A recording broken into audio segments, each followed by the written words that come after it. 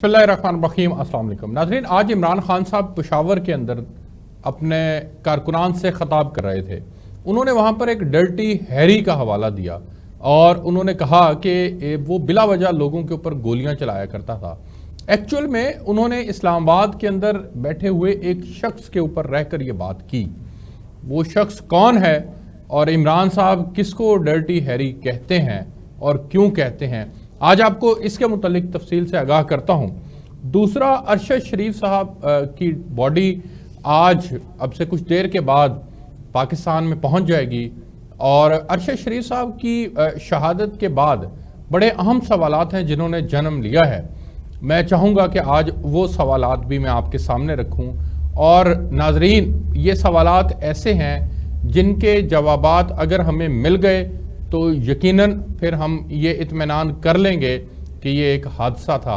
लेकिन अगर ये सवालात के जवाबात ना मिले तो फिर हम ये नहीं कह सके कि ये एक हादसा था। फिर इमरान खान ने आज इसको टारगेट किलिंग का नाम दिया है तो फिर शायद हमें भी मजबूर होकर इसको टारगेट किलिंग ही मानना पड़ेगा।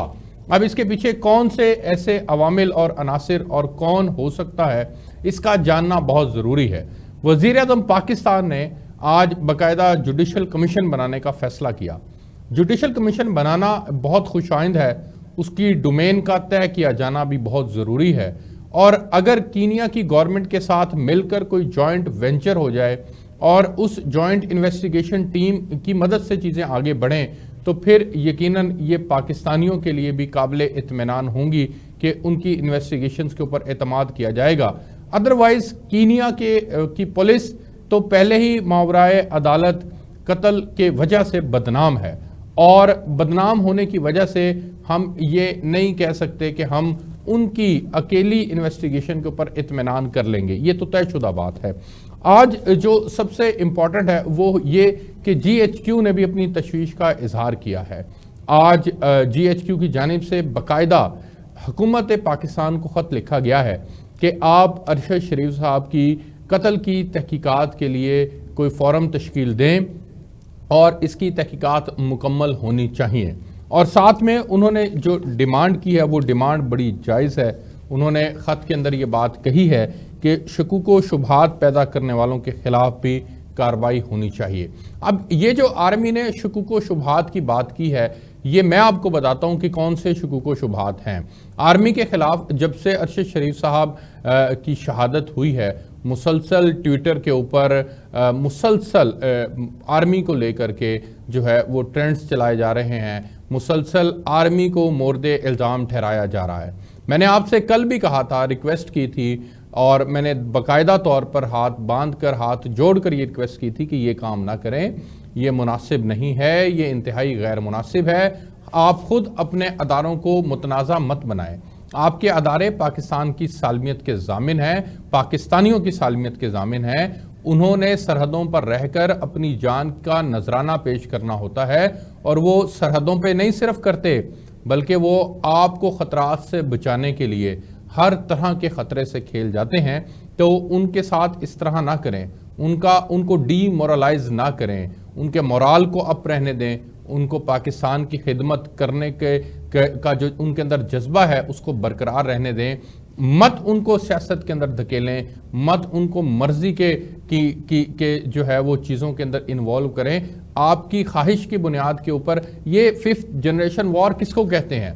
5th जनरेशन वॉर इसी को तो कहते हैं कि आप अपने ही अदारों के ख़िलाफ़ जो है वो हर्ज़त सराई करें, अपने ही अदारों के ख़िलाफ़ ट्रोलिंग करें, अपने ही लोगों को मोर्द इल्ज़ाम ठहराएं और आप खुद जो है वो इस तरह से बिहेव करें जिस तरह से आप कोई पेट्रियट हैं और बाकी जो हैं वो पेट्रियट नहीं है। तो ये नहीं होना चाहिए।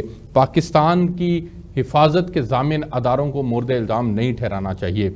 ये जो शकूक व शुबहात की बात की गई है, मैं इसको इंडोर्स करता हूँ।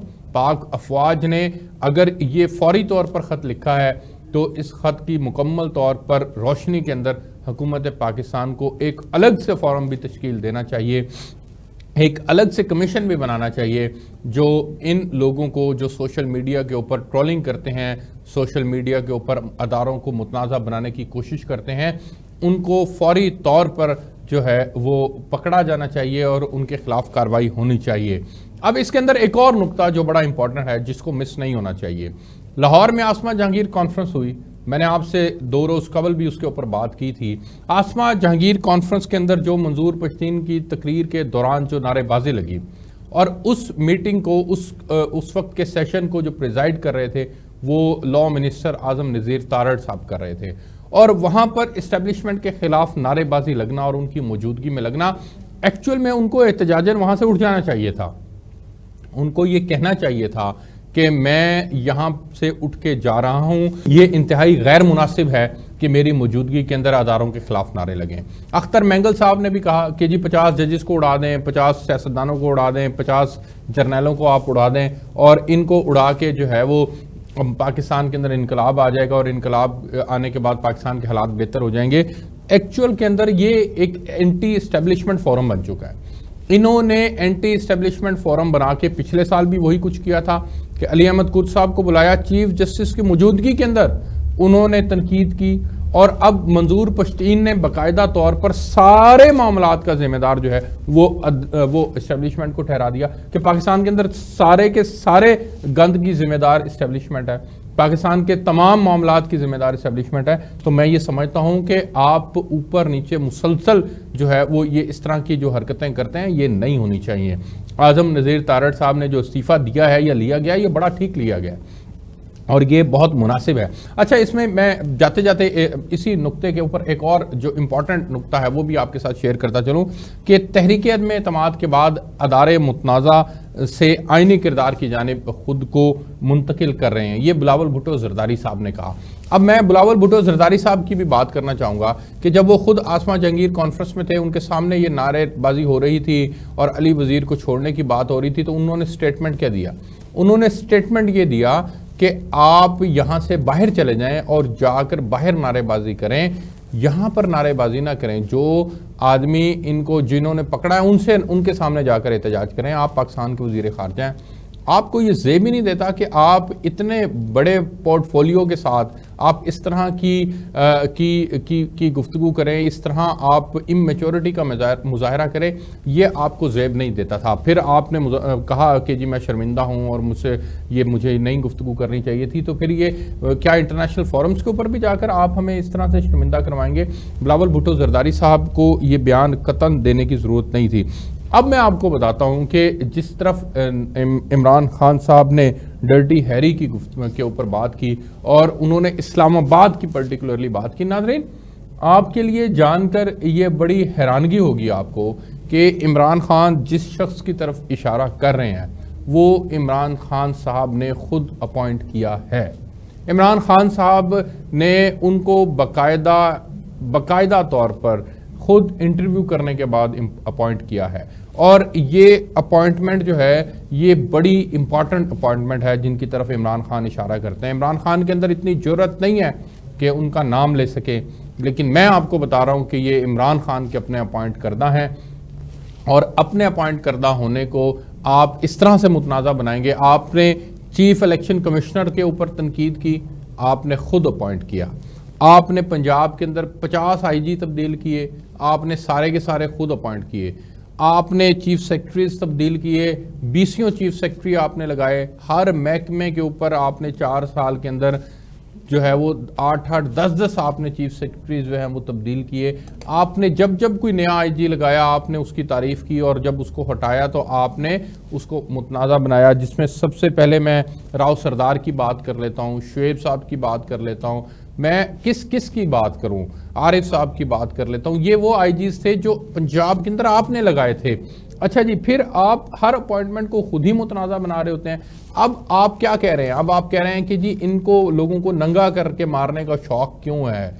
नाजरीन मैं आपको बताता चलूं कि आजम सवाती साहब हों, शहबाज गिल साहब हों या कोई और हो, आप ये बात जहन में रखें कि इनकी गिरफ्तारी या इनका पकड़ा जाना इसका उस अपॉइंटेड आदमी से कोई ताल्लुक नहीं है।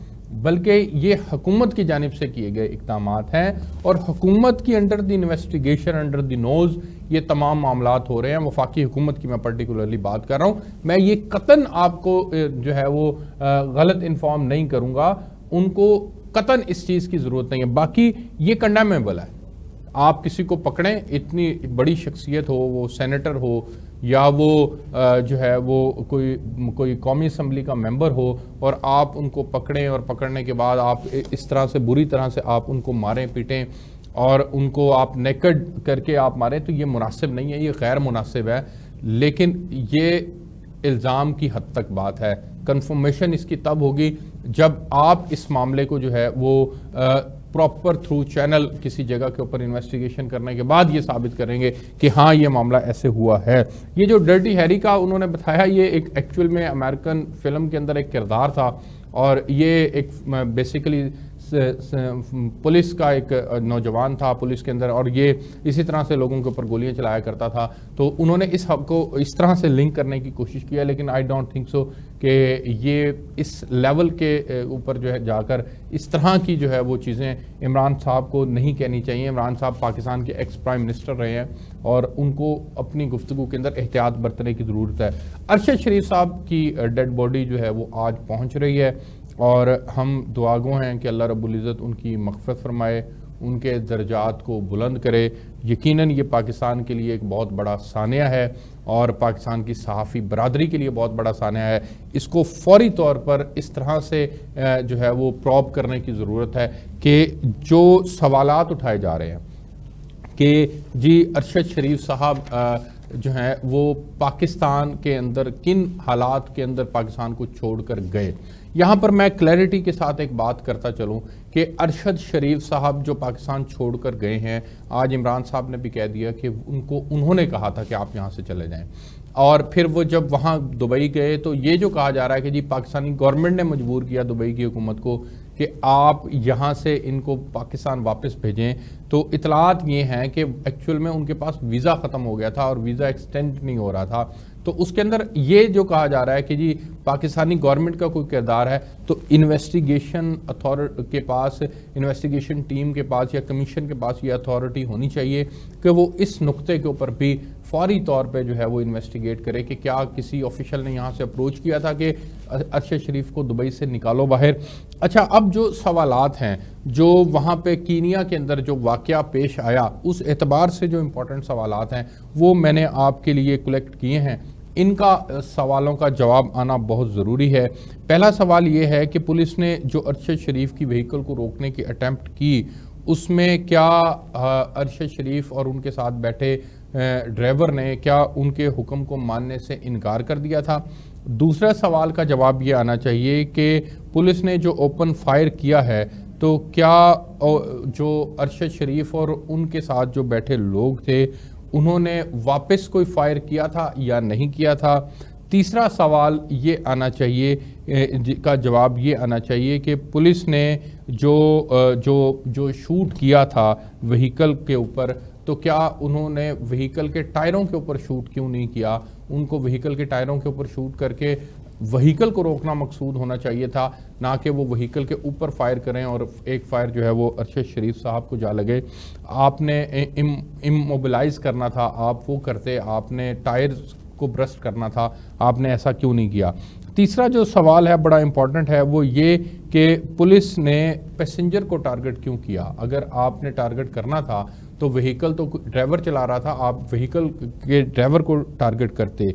तीसरा, आपने ओपन फायर कर दिया उस गाड़ी के ऊपर जिसके ऊपर आप कहते हैं कि जी एक बच्ची जो है वो कार के अंदर हाईजैक करके लाई जा रही थी, तो कार जैक्ट थी वो, तो क्या कार जैक्ट को आप इस तरह से ओपन फायर करेंगे। आपको ये नहीं एहसास था अंदर बच्ची और वो मर भी सकती है। तीसरा, आपने कहा कि ये कॉमन थी गाड़ी, यानी उनकी गाड़ी जो कार जो बच्ची अगवा करके ला रहे थे वो, और ये गाड़ी कॉमन थी, तो आपने कॉमन गाड़ी के नंबर्स को क्यों नहीं नोट किया। एक गाड़ी का नंबर KDG 200M था और दूसरी गाड़ी का नंबर KDJ 700F था।